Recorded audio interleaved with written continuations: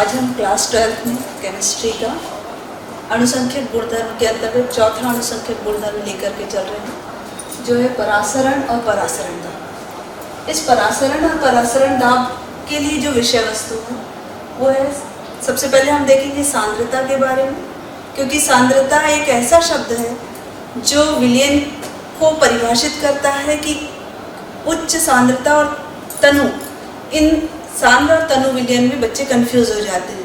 तो सबसे पहले हम समझेंगे सांद्रता को, उसके बाद हम जाएंगे झिल्ली के बारे में। झिल्ली इसलिए जरूरी है क्योंकि हम पढ़ने वाले हैं परासरण की क्रिया, तो परासरण की क्रिया में जो मुख्य भूमिका रहती है वो झिल्ली की है, इसलिए हम सेकंड पॉइंट जो ले रहे हैं वो झिल्ली। देन विसरण और परासरण दोनों में लोग कंफ्यूज होते हैं, बच्चों में बहुत ज़्यादा कंफ्यूजन रहता है, तो हम अगला टॉपिक जो लेंगे वो है विसरण, और उसके बाद हम अपने मेन टॉपिक में पहुँचेंगे जो है परासरण। परासरण के बाद हम उसके प्रकार देखेंगे, परासरण दाब, विलयन के प्रकार और व्युत्क्रम परासरण। इस परासरण दाब के अंतर्गत हम परासरण दाब मापने की बर्कले-हार्टले विधि का वर्णन करेंगे। तो सबसे पहले हम अपने पहले कंटेंट की ओर चलते हैं, जो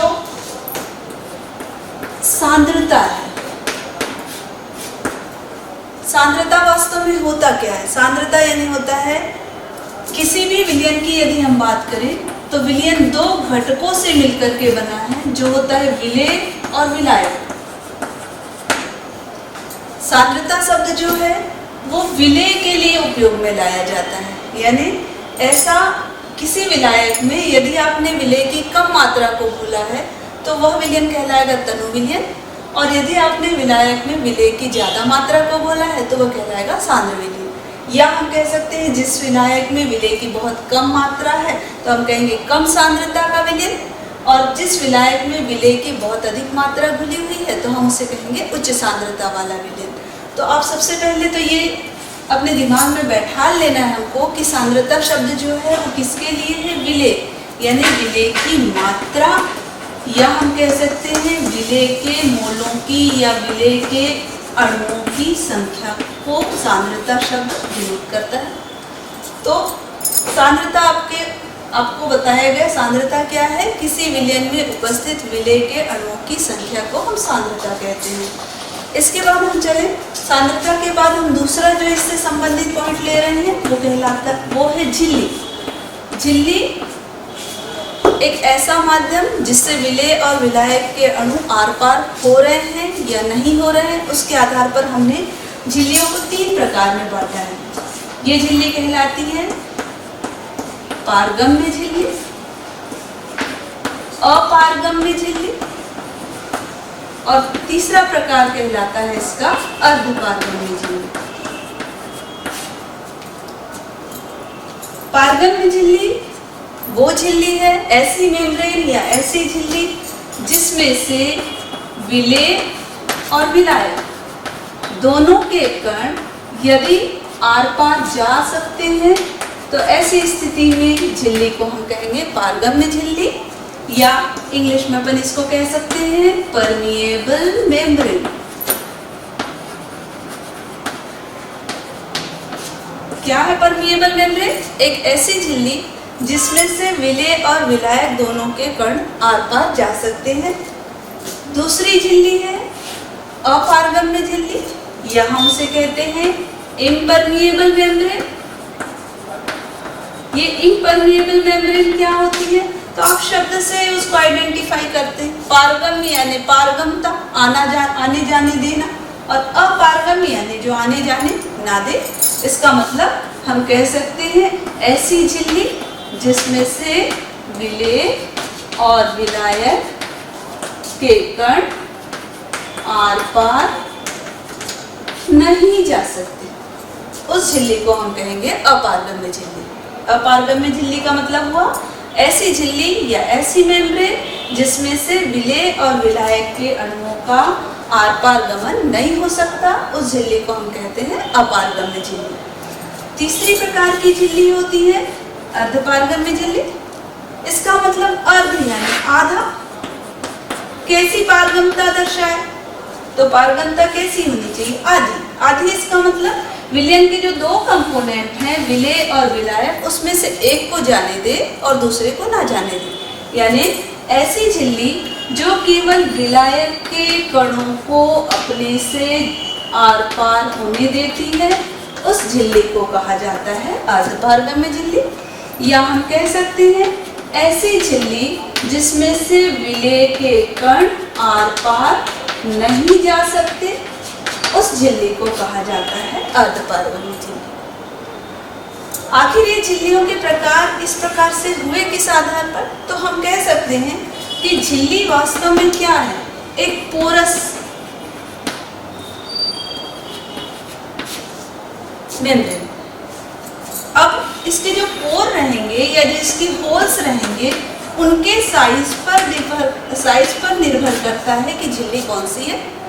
यदि होल्स या पोर का साइज बहुत छोटा है तो वह केवल विलायक के कणों को अपने से आर पार जाने देती है, लेकिन यदि होल्स या पोर का साइज बहुत बड़ा है तो ऐसी स्थिति में विलेय और विलायक दोनों के कण आर पार जा सकते हैं। इसका मतलब अपारगम्य झिल्ली में ये जो छिद्र होते होंगे वह बिल्कुल ना के बराबर, या इसीलिए उससे ना तो विलेय जा सकता है और ना ही विलायक। या दूसरी तरफ से यदि अपन सोचें तो हमारे मन में ये भी आता है कि जैसे अपन ये झिल्लियों के प्रकार बताते हैं तो हमारे मन में ये भी क्लियर हो जाता है कि विलेय और विलायक में से कौन से कण छोटे होंगे और कौन से कण बड़े होंगे। तो हम देखें कि विलायक के कणों को पारगम्य झिल्ली भी जाने दे रही है और अर्धपारगम्य झिल्ली भी। इसका मतलब जो झिल्ली में विलायक के कण हैं उनका साइज हमेशा कैसा होगा? छोटा होगा। किसकी तुलना में? विलेय की तुलना में विलायक के कणों का साइज हमेशा छोटा होगा, और छोटे होने के कारण विलायक के कण तो आर पार जा सकते हैं, लेकिन विलेय के कणों का आकार बड़ा होने के कारण हम यदि अर्धपारगम्य झिल्ली में विलयन को रखें तो वह विलेय के कणों को रोक देती है। तो इस प्रकार से हमने देखा, पहला यानी परासरण में यदि हमको पढ़ना है तो ये दो टर्म्स हमारे क्लियर होने चाहिए, एक तो सांद्रता और दूसरा झिल्ली। इन दोनों टर्म्स में सांद्रता को हमने बताया कि सांद्रता क्या है? किसी विलयन में विलेय के अणुओं की संख्या, वह कहलाई सांद्रता। और झिल्ली क्या है? तो झिल्ली यानी विलेय और विलायक के कणों को आर पार जाने दे रही है या नहीं, उसके आधार पर हमने झिल्ली को 3 प्रकार में बांटा, पारगम्य झिल्ली, अपारगम्य और अर्धपारगम्य। यहाँ पर यदि देखें तो हमारी परासरण की क्रिया के लिए जो मुख्य झिल्ली उपयोग में लाई जाएगी वह अर्धपारगम्य झिल्ली होती है, या अर्धपारगम्य झिल्ली को अपन कहते हैं सेमी परमिएबल मेम्ब्रेन, या शॉर्ट में इसको अपन बोलेंगे SPM। यानी जहां पर भी हमने SPM शब्द का उपयोग किया, ये किसको डिनोट कर रहा है? तो अर्धपारगम्य झिल्ली या सेमी परमिएबल मेम्ब्रेन को। तीसरे कंटेंट के साइड आते हैं, वह है विसरण।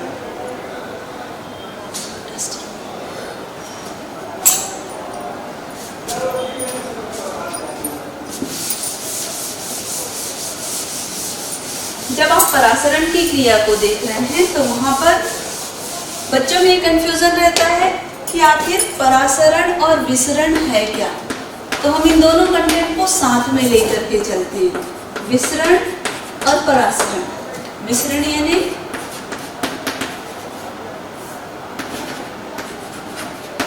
डिफ्यूजन और परासरण यानी ऑस्मोसिस। हमने 2 कंटेनर लिया है या एक कंटेनर लिया है और उसके बीच में लगा दिया है एक झिल्ली।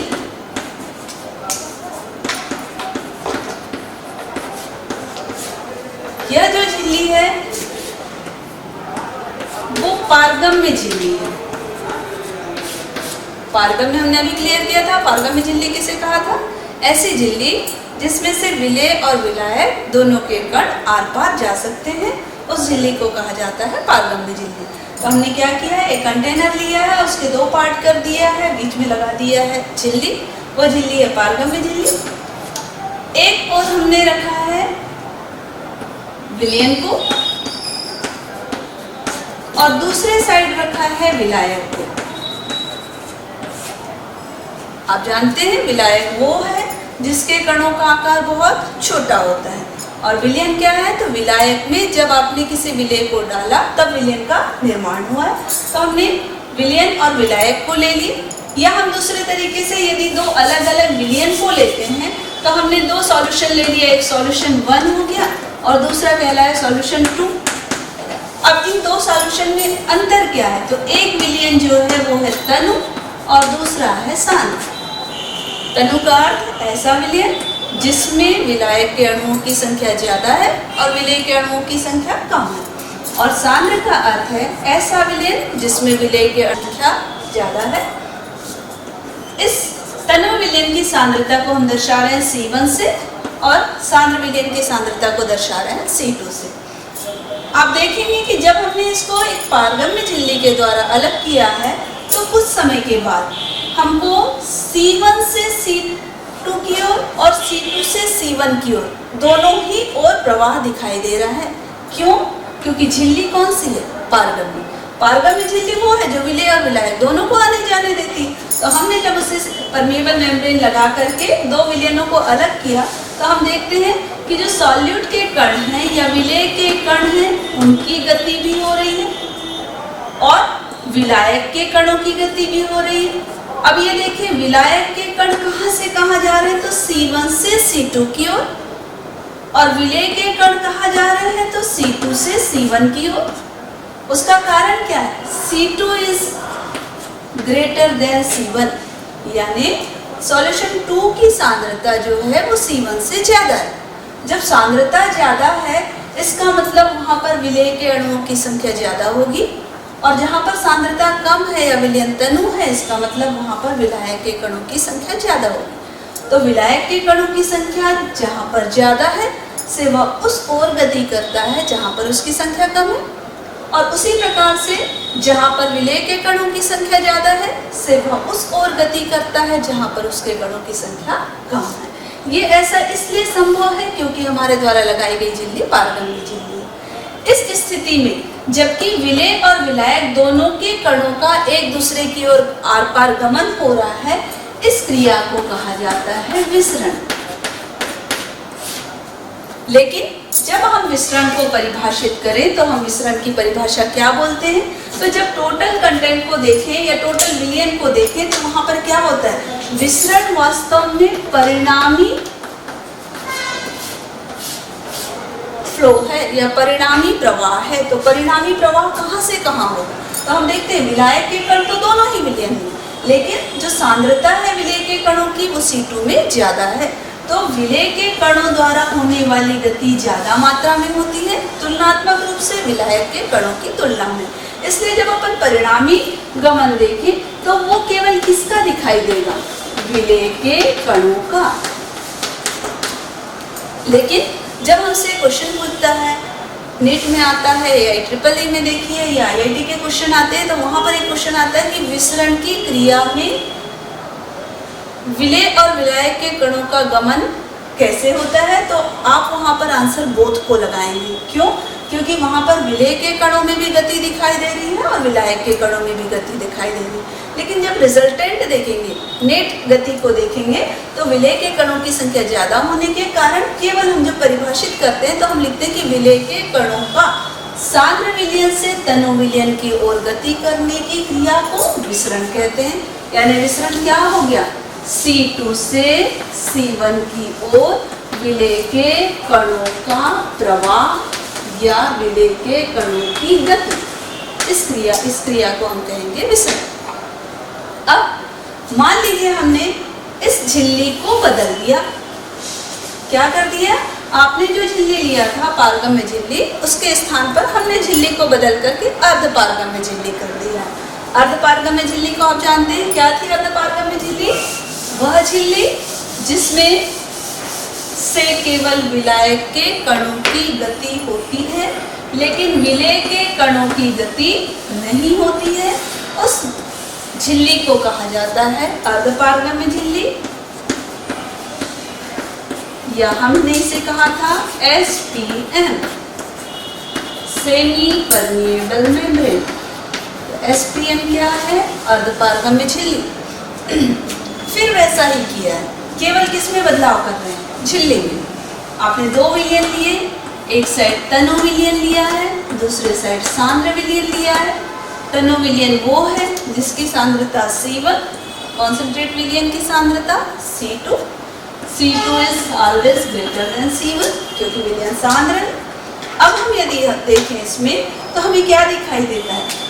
केवल गति कहाँ से कहाँ दिखाई देगी? तो तनु विलयन से सांद्र विलयन की ओर केवल विलायक के कण जा सकते हैं। लेकिन हम सोचें कि विलेय के कणों की गति हो या सांद्र विलयन से तनु विलयन की ओर विलेय के कणों की गति हो, तो ये संभव नहीं है। क्यों संभव नहीं है? क्योंकि विलेय के कणों का आकार मेम्ब्रेन के पोर्स की तुलना में बड़ा है, जिसे सेमी परमिएबल मेम्ब्रेन रोक देगी। यानी अर्धपारगम्य झिल्ली का काम क्या है? केवल विलायक के कणों को एक ओर से दूसरी ओर आने जाने देना। या हम दूसरे तरीके से कह सकते हैं कि जब आपने अर्धपारगम्य झिल्ली का उपयोग किया तो वहां पर विलायक के कण, तनु विलयन किसे कहा था? तनु विलयन वो था जिसमें विलेय के कण कम थे और विलायक के कणों की संख्या ज्यादा थी। हमने तनु विलयन को कहा तनु विलयन वो है जिसमें विलायक के कण अधिक हैं। और दूसरा सांद्र विलयन जहां पर विलायक के कणों की संख्या तुलनात्मक रूप से कम है। किससे तुलना कर रहे हैं हम? सॉल्यूशन 1 से तुलना कर रहे हैं सॉल्यूशन 2 की। क्या देखा कि सॉल्यूशन 1 में विलायक के कणों की संख्या ज्यादा है और सॉल्यूशन 2 में विलायक के कणों की संख्या कम है। तो जब सेमी परमेबल मेम्ब्रेन या अर्धपारगम्य झिल्ली लगी है तो अर्धपारगम्य झिल्ली केवल किसके प्रवाह को होने दे रही? विलायक के कणों को। तो निश्चित रूप से आप देखेंगे कि जहां पर उनकी संख्या ज्यादा होगी वहां से वो उस ओर गति करेंगे जहां पर उनकी संख्या कम होती है। यानी तनु विलयन से सांद्र विलयन की ओर विलायक के कणों का प्रवाह होगा और इस प्रकार के प्रवाह को ही हम कहते हैं परासरण। तो आप देखेंगे कि विसरण और परासरण में मुख्य अंतर क्या है? तो विसरण और परासरण में मुख्य अंतर तो पहला, यदि अपन विसरण की क्रिया को हम बताना चाहें तो विसरण की क्रिया तब संभव है जबकि झिल्ली कैसी हो? या तो वहां पर पारगम्य झिल्ली मौजूद हो या हम कह सकते हैं विसरण की क्रिया के लिए कोई भी झिल्ली की आवश्यकता नहीं है। और यदि हम परासरण को बोले तो परासरण के लिए पहली शर्त है कि जब तक वहां पर सेमी परमेबल मेम्ब्रेन नहीं होगी तब तक के परासरण की क्रिया हो ही नहीं सकती। यानी परासरण तभी संभव है जबकि आप 2 विलयनों को अर्धपारगम्य झिल्ली के द्वारा अलग करके रखें। दूसरा, आपने देखा कि विसरण की क्रिया में क्या हो रहा है? जहां पर विलेय के अणुओं की संख्या ज्यादा है। तो विलेय के अणुओं की संख्या कहाँ पर ज्यादा है? तो हम देखते हैं जो सांद्र विलयन रहता है उसमें विलेय के अणुओं की संख्या ज्यादा रहती है। तो सांद्र विलयन से कणों का प्रवाह होगा किसकी ओर? तनु विलयन की ओर। किसका? तो विलेय के कणों का प्रवाह जब सांद्र विलयन से तनु विलयन की ओर होता है तो इस क्रिया को कहा जाता है विसरण। जबकि यदि हम परासरण को देखें तो परासरण इसके जस्ट अपोजिट घटना है। यहाँ पर क्या हो रहा है? तो यहाँ पर यदि हम देखें तो यह विलायक से संबंधित है। विलायक के कणों का प्रवाह हो रहा है। विलायक के कण कहाँ से कहाँ जाएंगे? तो विलायक के कण हमेशा जहाँ पर उनकी संख्या ज्यादा होगी से वह उस ओर गति करेंगे जहाँ पर उनकी संख्या कम है। तो हम जानते हैं कि तनु विलयन में विलायक के कणों की संख्या ज्यादा होती है और सांद्र विलयन में विलायक के कणों की संख्या कम होती है। इसका मतलब एक बात तो क्लियर है कि किसी भी कणों का प्रवाह यदि होना है तो जहाँ पर उनकी संख्या ज्यादा होगी से वह उस ओर गति करेंगे जहाँ पर उनकी संख्या कम होती है। फिर यदि हम देखें तो जो विसरण की क्रिया है मुख्य रूप से हम देखें तो ये गैसों में पाई जाती है और परासरण की घटना जो है मुख्य रूप से द्रवों का गुण है। तो ये मुख्य अंतर किसमें है? विसरण और परासरण की घटना में। क्या अंतर है? तो परासरण और विसरण में सबसे पहले तो झिल्ली की आवश्यकता पड़ रही है आप मिश्रण की घटना के लिए ये देखेंगे कि मान लीजिए हमने एक कमरे में किसी एक कोने पर अगरबत्ती को जलाया है या हमने एक परफ्यूम की बोतल को खुला रखा, तो आप देखेंगे कि वो परफ्यूम की बोतल की खुशबू जो है वो कमरे के दूसरे कोने तक पहुंच जा रही है। इसका मतलब जहाँ पर उनकी संख्या ज़्यादा सी थी वहाँ से वह उस ओर गति कर रहे हैं जहाँ पर उनकी संख्या कम है। इसके लिए कोई भी माध्यम की आवश्यकता नहीं है, ये प्रोसेस स्वतः ही हो जाना है। ये किसकी संख्या हुई? तो विलय की। क्यों? क्योंकि यहाँ पर यदि अपन देखें तो विलायक के रूप में कौन मौजूद है? तो हवा, यानी जो वायुमंडल की हवा मौजूद है वो विलायक का कार्य कर रही है, और परफ्यूम के बोतल के जो सुगंध के कण हैं वो कार्य कर रहे हैं विलय का। फिर हम यदि परासरण की घटना के लिए बोल रहे हैं तो परासरण की घटना तब तक नहीं होगी जब तक कि वहाँ पर सेमी परमिएबल मेम्ब्रेन मौजूद ना हो। जब अर्धपारगम्य झिल्ली मौजूद होगी और दो विलयनों को आप अलग करेंगे उसके द्वारा, तभी विलायक के कण जहाँ पर उनकी संख्या ज़्यादा है से वह उस ओर गति करेंगे जहाँ पर उनकी संख्या कम है। दूसरा अंतर हमने देखा कि विसरण की क्रिया के लिए हमेशा विसरण की क्रिया कहाँ से कहाँ होगी? तो वह विलयन जिसकी सांद्रता ज़्यादा है से वह उस ओर गति करेगा जहाँ पर उसकी सांद्रता कम है, या हम कह सकते हैं सांद्र विलयन से तनु विलयन की ओर विलय के कणों के प्रवाह को ही हम विसरण कहते हैं। जबकि विलायक के कणों को की यदि बात करते हैं तो इनमें विलायक के कणों की संख्या ज़्यादा होती है और सांद्र विलयन में विलायक के कणों की संख्या कम होती है। इसका मतलब तनु विलयन से सांद्र विलयन की ओर यदि विलायक के कणों का प्रवाह हो रहा है तो that process is called osmosis या परासरण की घटना। फिर यदि हम तीसरा अंतर देखें तो जो विसरण की घटना है मुख्य रूप से पाई जाती है गैसों में, और परासरण की घटना जो है वह मुख्य रूप से द्रवों में पाई जाती है।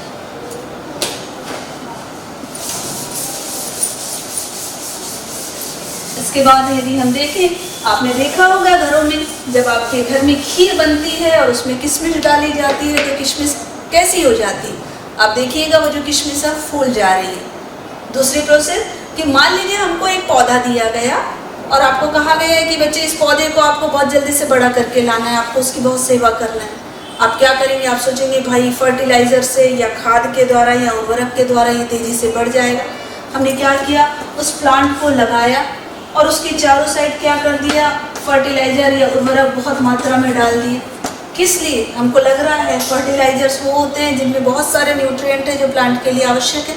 तो आपको लगेगा कि जब उर्वरक के द्वारा बहुत सारे न्यूट्रिएंट मिलेंगे तो जो हमारा प्लांट है वो तेजी से क्या हो जाएगा?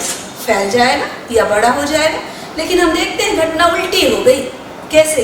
कि वह बच्चा जिसने प्रॉपर तरीके से, जैसे सामान्य रूप से पौधे को लगाया जाता है उस प्रकार की क्रिया कर रहा है तो उसका पौधा बढ़ते जा रहा है। और हमने जो बहुत तेजी से काम करना शुरू किया, हमने सोचा कि पौधा बहुत जल्दी बढ़ जाएगा, तो उस स्थिति में क्या हुआ? उस स्थिति में जो उर्वरक था, उर्वरक की मात्रा चारों साइड बराबर ज़्यादा थी और वह विलयन बन गया सांद्र विलयन।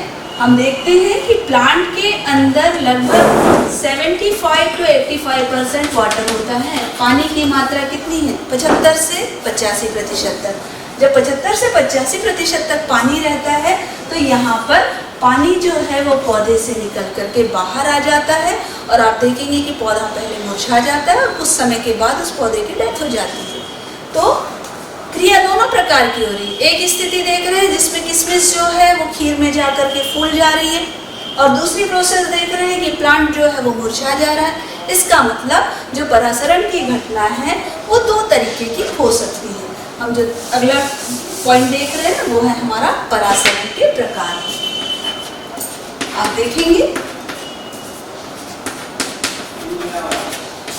परासरण, हम पहला केस लेते हैं। पहला केस कौन सा है? जिसमें किशमिश जो है वह फूल जा रही है। कब? जब आप इसको पानी में डाल करके रखते हैं। दूसरा केस है प्लांट या पौधा मुरझा रहा है। कब? जब चारों साइड आप बहुत अधिक मात्रा में उर्वरक को डिपॉजिट कर दे रहे हैं। हम पहले केस पर विचार करते हैं। आखिर ऐसा क्या होता है जो किशमिश फूल जा रही है? तो हम देखें जितने भी एनिमल या प्लांट बीइंग रहते हैं उनकी जो बाहरी मेम्ब्रेन रहती है जिसको अपन कहते हैं प्लाज्मा मेम्ब्रेन। ये जो प्लाज्मा मेम्ब्रेन रहती है हमेशा किसका कार्य करती है?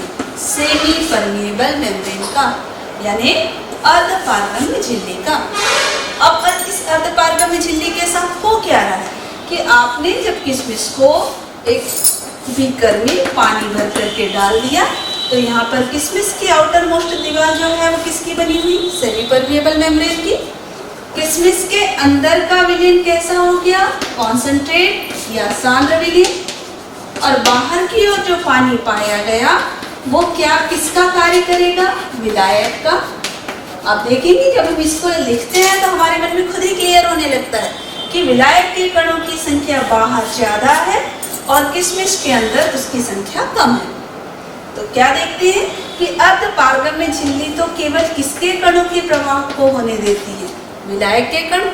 विलायक के कण बीकर के बाहर से किशमिश के अंदर प्रवेश करने लगते हैं, यानी जल के अणुओं का किशमिश के अंदर प्रवेश शुरू हो जाता है। अंदर की ओर हो रहा है प्रवेश, जिसके कारण किशमिश फूल रही है। इस प्रोसेस को हम कहते हैं अंतःपरासरण। यानी जो पहला केस है वो हमारा किससे संबंधित है? अंतःपरासरण, या हम इसे कहते हैं एंडोऑस्मोसिस। एंडोऑस्मोसिस क्या है? एंडोऑस्मोसिस वह प्रक्रिया जिसमें किसी अर्धपारगम्य झिल्ली द्वारा यदि दो विलयनों को अलग किया है तो कोशिका के अंदर की ओर यदि विलायक के कण प्रवेश करते हैं तो उस क्रिया को कहा जाता है अंतःपरासरण या एंडोऑस्मोसिस। देन हम सेकंड वाले केस में चले। वह क्या है कि पौधे को लगाया गया, उसके तेजी से बढ़ने के लिए आपने चारों साइड उर्वरक को डाला। अब स्थिति क्या हो रही है कि पौधे के अंदर वाटर की मात्रा कैसी है? ज्यादा है। आप देखते हैं कि किसी भी पौधे को यदि आपने पानी कुछ दिन तक के नहीं दिया तो वो ऑटोमेटिक मुरझा जा रहा है। इसका मतलब उसको स्फीति या उसको सीधे रखने की या उसको टर्जिडिटी देने का काम कौन करता है? पानी। इसका मतलब उसमें पानी की मात्रा ज्यादा है। जब पानी की मात्रा ज्यादा है तो आप देखेंगे जब आपने उसके चारों साइड उर्वरक को डाला तो इस उर्वरक में क्या था? पानी बिल्कुल भी नहीं। इसका मतलब जो उर्वरक है वो कैसा विलयन बन गया? सांद्र। और जो पौधा जो है उसके अंदर केवल पानी पाया जा रहा है, या हम कह सकते हैं कुछ मात्रा में मैक्रो एंड माइक्रो न्यूट्रिएंट जो पाए जाते हैं, कार्बन, नाइट्रोजन, बोरान वगैरह, वो पाए जा सकते हैं। तो ऐसी स्थिति में भी यदि हम माने तो भी विलयन कैसा हो? तनु। जब तनु विलयन है तो पौधे की ओर फिर उसने किसका कार्य करेगा? सेमी परमिएबल मेम्ब्रेन का। तो सेमी परमिएबल मेम्ब्रेन की उपस्थिति के कारण विलयन से तनु विलयन से सांद्र विलयन की ओर विलायक के कणों की गति होगी। दैट मीन्स प्लांट से निकल करके पानी जो है वो उर्वरक में प्रवेश करने लगेगा। जब उर्वरक में पानी का प्रवेश शुरू हो जाएगा तो ऐसी स्थिति में पौधे में पानी की कमी हो जाएगी और पौधा जो है वो कौन सी स्टेज में आ जाएगा? हम देखेंगे पौधा मुरझा जा रहा है या उसमें विल्टिंग की स्टेज पाई जा रही है। इस क्रिया में यदि हम देखें तो कोशिका से बाहर की ओर जल के अणुओं का प्रवाह हो रहा है। बाहर की ओर हो रहा है इसलिए अपन ने इसका नाम क्या दे दिया? बाहर की ओर हो रहा है इसलिए हमने इसे कहा बाह्य परासरण, या बाह्य को इंग्लिश में कहा जाता है एक्सो और परासरण को कहा जाता है ऑस्मोसिस। इसका मतलब परासरण की क्रिया को हम दो कैटेगरी में बांट सकते हैं। एक कहलाएगा अंतःपरासरण और दूसरा बाह्य परासरण। अंतःपरासरण यानी किसी भी विलयन से यदि एक कोशिका को विलयन के संपर्क में रखा जाए और विलयन में से विलायक के कण यदि कोशिका के अंदर की ओर प्रवेश करते हैं तो ऐसी स्थिति में क्रिया को हम कहेंगे अंतःपरासरण या एंडोऑस्मोसिस। और दूसरा, यदि कोशिका से निकल करके जल के अणु बाहर की ओर जाते हैं तो ऐसी स्थिति में क्रिया को कहा जाएगा बाह्य परासरण। यही उदाहरण अपन देख सकते हैं जब अंडे की, मान लीजिए अंडे का जो कवर रहता है, अंडे का ऊपर का कवर जो रहता है, यदि आपने उसको अलग कर दिया है और उसको सोडियम क्लोराइड के सांद्र विलयन में डालते हैं, हम देखते हैं कि अंडा सिकुड़ जा रहा है। इसका मतलब आप बताइए उसमें कौन सी प्रोसेस हुई?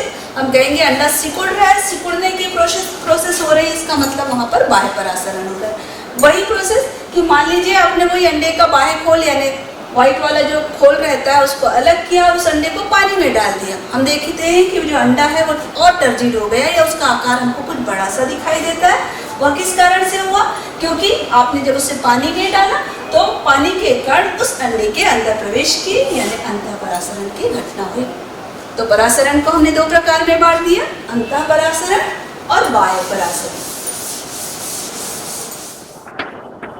परासरण के बाद हम आते हैं अपना नेक्स्ट टॉपिक, परासरण दाब।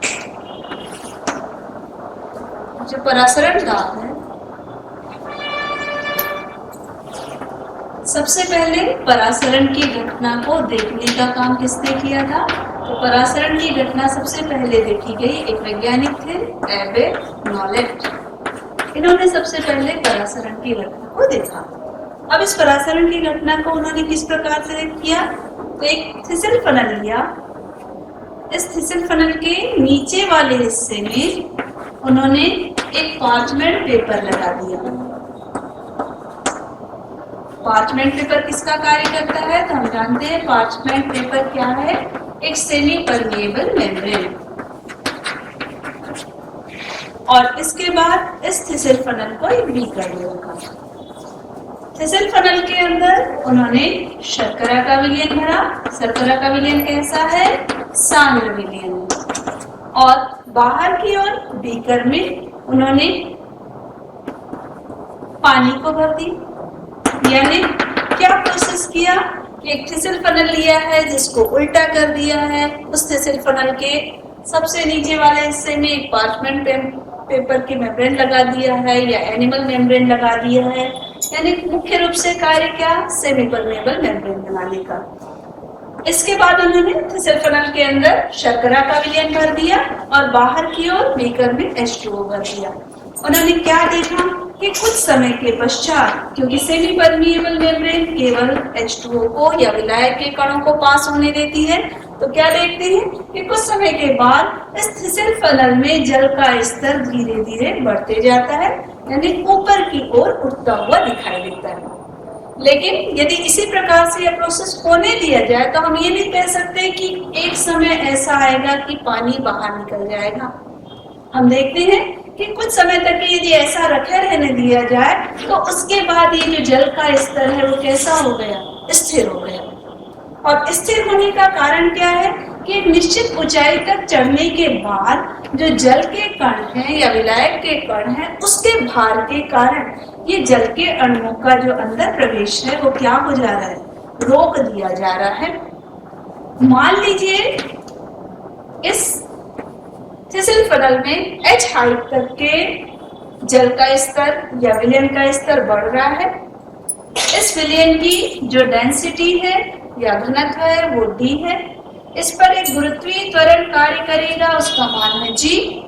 तो हम देखते हैं कि एक निश्चित ऊंचाई तक जाने के बाद ये जल के अणुओं का प्रवेश रोक दिया जा रहा है या रुक जा रहा है। इस प्रकार से द्रव के द्वारा या उसके भार के द्वारा इस क्रिया को रोकने के लिए क्रिया कौन सी हो रही है? परासरण की क्रिया। तो परासरण की क्रिया के रोकने के लिए जो दाब लगाया जा रहा है वह कहला रहा है परासरण दाब। इसलिए आप देखिएगा परासरण दाब के लिए हम एक शब्द उपयोग में लाते हैं, द्रव स्थैतिक दाब। ये द्रव स्थैतिक दाब क्या है? जो एक्स्ट्रा जल जो ऊपर चढ़ा है उसके भार के द्वारा परासरण की घटना को रोक दिया जा रहा है। तो परासरण दाब क्या है? उस द्रव स्थैतिक दाब के बराबर है। हम परासरण दाब को पाई से निरूपित करते हैं। द्रव स्थैतिक दाब किसके बराबर हुआ? H हाइट तक के हमारा जल या विलयन चढ़ा है, D उसका विलयन का घनत्व है और G उसका गुरुत्वीय त्वरण है। तो हमारे पास एक इक्वेशन आ जाता है y = HdG, यानी परासरण दाब उस विलयन के घनत्व, उसकी ऊंचाई और गुरुत्वीय त्वरण के गुणनफल के बराबर होता है। अब इस परासरण की घटना को हम दूसरे तरीके से भी समझ सकते हैं। मान लीजिए आपने दो विलयनों को लिया है, दोनों विलयनों को अलग करने के लिए किसकी आवश्यकता पड़ेगी? तो परासरण की क्रिया है। तो आप निश्चित रूप से जानते हैं दो विलयनों को हमें अलग करने के लिए एक मेम्ब्रेन लगेगी, जिसको अपन कौन सी मेम्ब्रेन कहते हैं? Semi permeable membrane. तो आपने दो अलग अलग विलयन लिया, C1 और C2, या हम कह सकते हैं एक में हमने ले लिया विलायक और दूसरे में ले लिया है विलयन। अब जानते हैं विलयन है, इसका मतलब उसमें विलय और विलायक दोनों ही होंगे। मध्य वाले भाग में हमने एक मेम्ब्रेन लगा दिया, इस मेम्ब्रेन को बोल रहे हैं सेमी परमेबल मेम्ब्रेन। इन दोनों पर ही ऊपर से एक दाब लगेगा, वो किसके बराबर होगा? एटमॉस्फेरिक प्रेशर के बराबर, या अपन कह सकते हैं P के बराबर। अब स्थिति क्या होगी? आप जानते हैं विलायक जो है वहां पर जल के अणुओं की संख्या कैसी होगी? ज्यादा होगी या अधिक होगी? और विलयन है तो निश्चित रूप से विलायक की तुलना में वहां पर जल के अणुओं की संख्या कम होगी। तो जब आपने सेमी परमेबल मेम्ब्रेन से जल विलायक और विलय को सेपरेट किया तो विलायक के कण धीरे धीरे क्या दिखाई देते हैं? कि विलयन की ओर गति करने लगे। क्यों? क्योंकि अर्धपारगम्य झिल्ली केवल विलायक के कणों को विलयन की ओर प्रवेश करने दे रही है। ऐसी स्थिति में विलयन के ऊपर जो लगा हुआ पिस्टन है वो देखते हैं कि ऊपर की ओर गति करने लगा। आप जानते हैं कि मान लीजिए हमने 2 लीटर विलायक लिया है, 2 लीटर विलयन लिया है। जब विलायक विलयन में प्रवेश करेगा तो विलयन का आयतन बढ़ेगा, और जब विलयन का आयतन बढ़ेगा दैट मींस ऑटोमेटिक ये पिस्टन क्या है? ऊपर की ओर गति करेगा आयतन में वृद्धि होने के कारण। हम क्या करें?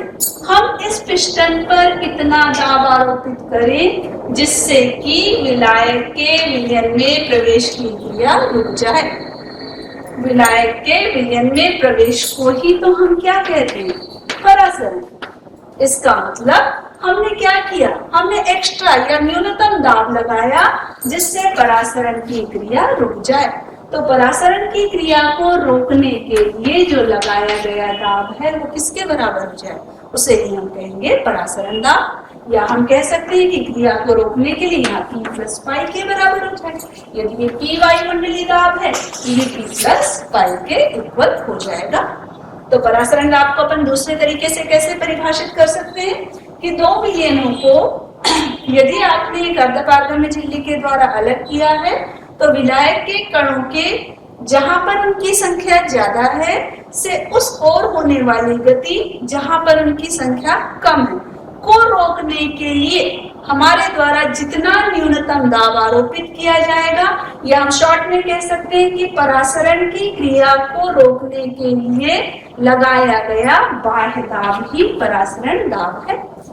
अब इस परासरण दाब को वास्तव में हम यदि ऐसा करें कि परासरण दाब का मान या परासरण की घटना को दाब के मान को हम निकालना चाहते हैं तो आप कैसे निकाल सकते हैं?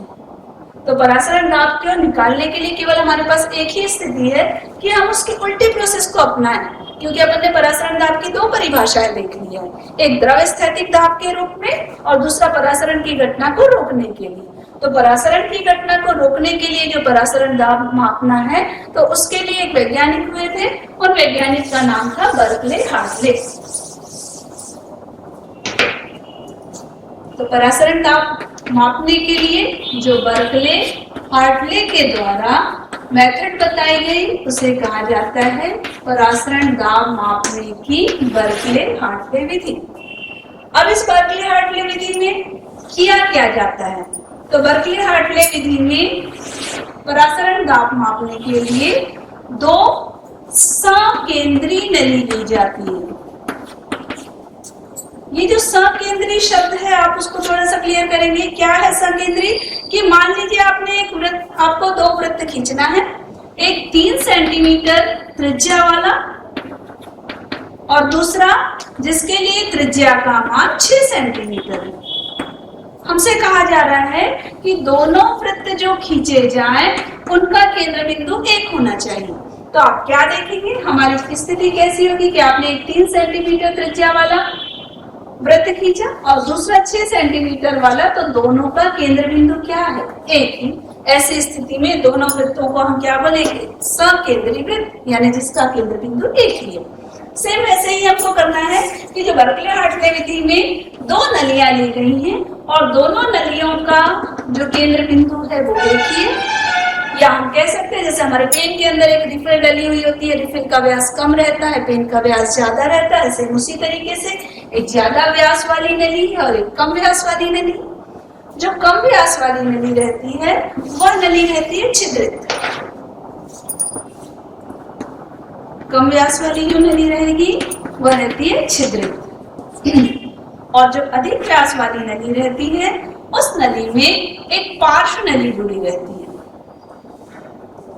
इस पार्श्व नली में यदि हम देखें तो एक पिस्टन लगा रहेगा और दूसरा साइड में ही एक दाब मापी लगा होता है। यानी पार्श्व नली में हमने 2 व्यवस्था करके रखी है, एक पिस्टन और दूसरा दाब मापी। ये जो मध्य वाली नली रहती है, इस मध्य वाली नली में कॉर्क की सहायता से एक ओर लगा दिया जाता है जलकुंड। जलकुंड यानी वाटर रिजर्वायर। वाटर रिजर्वायर की आवश्यकता क्यों पड़ेगी? क्योंकि आप जानते हैं कि परासरण की घटना करानी है तो आपको विलायक के कणों को तो लेना ही पड़ेगा, है ना।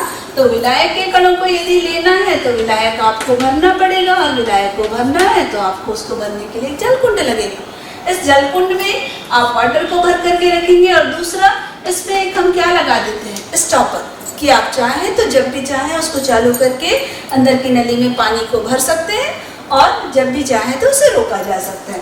तो हमने एक साइड नली लगा दिया जलकुंड और दूसरे साइड हमने एक बहुत कम व्यास वाली नली लगाया है। बताइए इतना पतला कि तो हम बोलते हैं पतले की नली कर, पतले की तुलना हमेशा की जाती है बालों से, इसलिए नली का व्यास भी बहुत कम है। तो हमने उस नली का नाम क्या रख दिया, केश नली। और ये केश नली का उपयोग किस लिए किया जाएगा? क्योंकि आप जानते हैं कि यदि समुद्र से आपने 2 लोटा पानी ले लिया तो आपको पता चलेगा क्या कि उसकी मात्रा कितनी कम हो गई? नहीं। लेकिन वहीं पर यदि आपने एक छोटे पात्र से 1 लोटे पानी ले लिया है तो आपको क्लियर हो जाएगा कि नहीं, इतना पानी कम हो गया है। तो यहाँ पर भी हम जल के स्तर का निर्धारण करने के लिए हमने क्या ले लिया, तो केश नली। अब हम क्या कर रहे हैं, तो जो बाहर की नली है और मध्य की नली, ये जो छिद्रित नली है अभी कैसी है, तो ये छिद्रित नली अभी की स्थिति में इसके छिद्रों का आकार बड़ा है तो वो होती है पारगम्य। लेकिन इस छिद्रित नली को हमको किस में बदलना है, तो इसको हमको बदलना है अर्धपारगम्य झिल्ली में। क्यों? क्योंकि हम जानते हैं कि परासरण की क्रिया को कराने के लिए इस झिल्ली की आवश्यकता पड़ेगी। तो अर्धपारगम्य झिल्ली बनाने के लिए हम क्या करते हैं, इस छिद्रित नली में जो छिद्र पाए जाते हैं तो इस नली को उठा करके हमने रात भर के लिए विद्युत अपघटन की क्रिया के द्वारा वहाँ पर कॉपर सल्फाइड और पोटेशियम फेरोसाइनाइड इन दोनों की विलयन में डुबा करके रख दिया है। हम देखते हैं कि कुछ समय के बाद इनकी क्रिया से Cu2 Fe6 कॉपर फेरोसाइनाइड की पतली परत इन छिद्रों के ऊपर जम जाती है, जिससे छिद्रों का आकार छोटा हो जाता है और वो झिल्ली कन्वर्ट हो जाती है अर्धपारगम्य झिल्ली। यानी जो अर्धपारगम्य झिल्ली ली गई है वो किसकी बनी हुई है, कॉपर फेरोसाइनाइड की। अब हम क्या कर रहे हैं, तो बाहर का जो नली है अधिक व्यास वाली उसमें भर दिया सॉल्यूशन और अंदर की जो नली है उसमें हमने भर दिया है जलकुंड की मदद से पानी। क्या देखते हैं कि कुछ समय के बाद जल के अणु अर्धपारगम्य झिल्ली से निकल करके विलयन की ओर प्रवेश करते हैं परासरण की घटना के कारण। और इस परासरण की घटना के कारण आप देखते हैं कि केश नली में जो पहला जल का प्रारंभिक पाठ्यांक था या प्रारंभिक स्तर था वो धीरे धीरे कम होता है या नीचे की ओर आता हुआ दिखाई देता है। दूसरा घटना अपन देख सकते हैं कि पिस्टन जो है वो ऊपर की ओर गति करते हुए दिखाई देगा, लेकिन पिस्टन में होने वाली गति बहुत कम हम उसको ऑब्जर्व कर पाते हैं क्योंकि वो एक चौड़ी वाली नली है। इसीलिए हमने किसका उपयोग किया, केश नली। ये केश नली कैसी, पतली होने के कारण या व्यास कम होने के कारण इसका जल का स्तर जब गिरता है तो हमको स्तर शीघ्रता से या तुरंत पता चलता है कि पानी का स्तर कम होने लगा। इसका मतलब विलायक का मध्य वाली नली से या सरंध्र नली से बाहर की नली की ओर प्रवेश शुरू हो गया है।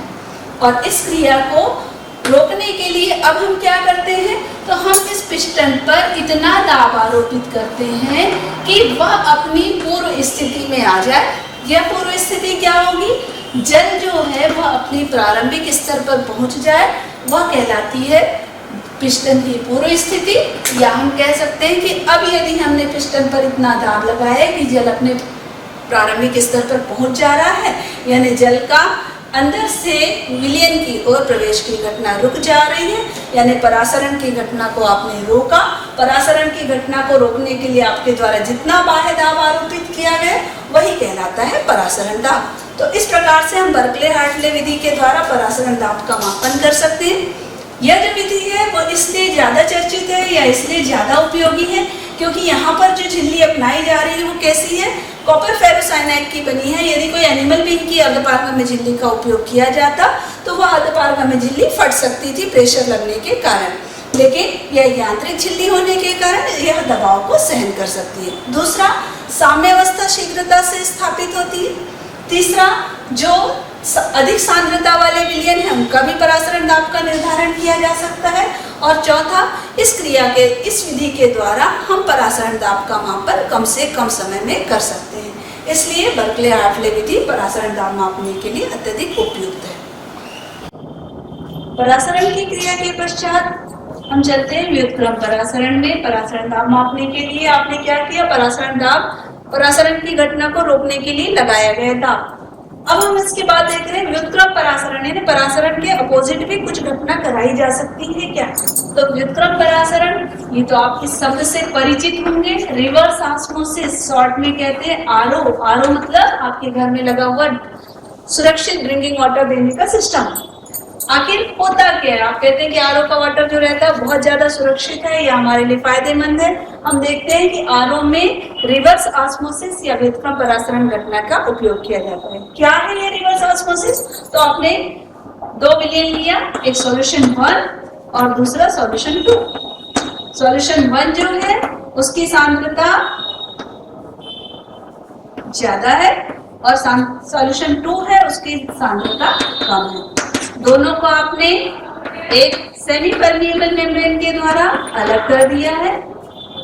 जब सामान्य परासरण की घटना यदि हम देखते हैं तो सॉल्यूशन 1 से सॉल्यूशन 2 की ओर जल के अणुओं का गमन शुरू हो जाता है, यह घटना कहलाती है परासरण। लेकिन हम क्या कर रहे हैं, यदि हम इस पर इतना दाब लगाएं कि परासरण की घटना रुक जाए, यानी वह कहलाया परासरण दाब यानी पाई।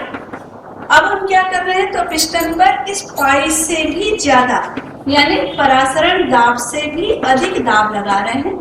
जब अधिक दाब लगाया जाएगा तो क्या होगा, जो सॉल्यूशन 1 की ओर विलायक के अणुओं का गमन है वो तो रुक गया। पहले ही जब पाई के बराबर दाब लगाया था तो वो रुक गया, लेकिन जब आपने पाई से अधिक दाब लगाया तो सॉल्यूशन 1 से सॉल्यूशन 2 की ओर यानी हमारे परासरण की घटना का जस्ट अपोजिट घटना हो गई, क्योंकि परासरण में तनु विलयन से सांद्र विलयन के विलायक के कणों की गति हो रही थी, लेकिन हमारे द्वारा लगाया गया बाह्य दाब परासरण दाब से ज्यादा होने के कारण सांद्र विलयन से तनु विलयन की ओर विलायक के कणों का प्रवाह शुरू हो गया। तो परासरण के अपोजिट होने के कारण हम इसको प्रतिलोम या व्युत्क्रम परासरण कहते हैं या रिवर्स ऑस्मोसिस कहते हैं, शॉर्ट में इसको आरओ कहा जाता है। इसका उपयोग कहाँ पर किया जाता है, तो यदि हम इसका यूज देखें तो यह मुख्य रूप से किया जाता है समुद्री क्षेत्रों में। आप जानते हैं समुद्री क्षेत्रों में पानी तो बहुत है, लेकिन समुद्र का जो पानी रहता है वो पीने योग्य नहीं है। तो आप क्या कर सकते हैं, समुद्री जल को ड्रिंकिंग वाटर में यानी उसमें से हमको क्या करना पड़ेगा, NaCl को निकालना पड़ेगा। सोडियम क्लोराइड को या जो लवण पाए जा रहे हैं उनको अलग करना पड़ेगा। तो समुद्री जल के लवणों को अलग करने के लिए रिवर्स ऑस्मोसिस का उपयोग किया जाएगा, क्योंकि ड्रिंकिंग वाटर यानी प्योर वाटर और प्योर वाटर यानी सॉल्वेंट के कम ज्यादा, समुद्री जल यानी NaCl या लवण युक्त, इसका मतलब ये हो गया सॉल्यूशन। तो सॉल्यूशन से प्योर वाटर में कन्वर्ट करने की क्रिया के लिए रिवर्स ऑस्मोसिस का उपयोग किया जा रहा है या समुद्री क्षेत्रों में इसका उपयोग किया जा रहा है। इसी परासरण दाब के आधार पर हमने विलयन को भी अलग अलग प्रकार में बांटा है। विलयन को हम परासरण दाब के आधार पर 3 प्रकार में बांटते हैं। यह कहलाता है आइसोटोनिक, हाइपोटोनिक और हाइपरटोनिक। पहला विलयन समपराशरी, दूसरा उच्च पराशरी और तीसरा निम्न पराशरी। यदि दो विलयनों को अलग किया है तो परासरण की घटना कब तक होगी? जब तक कि विलायक के अणुओं की दोनों ओर गति समान ना हो जाए, यानी दोनों साइड विलायक के अणुओं की संख्या बराबर ना हो जाए। हम समपराशरी विलयन को यदि परासरण दाब के आधार पर देखें या बताएं तो ऐसा विलयन जिसमें ऐसे दोनों विलयन जिसका परासरण दाब हमेशा एक दूसरे के बराबर रहेगा, उस विलयन को कहा जाता है समपराशरी विलयन।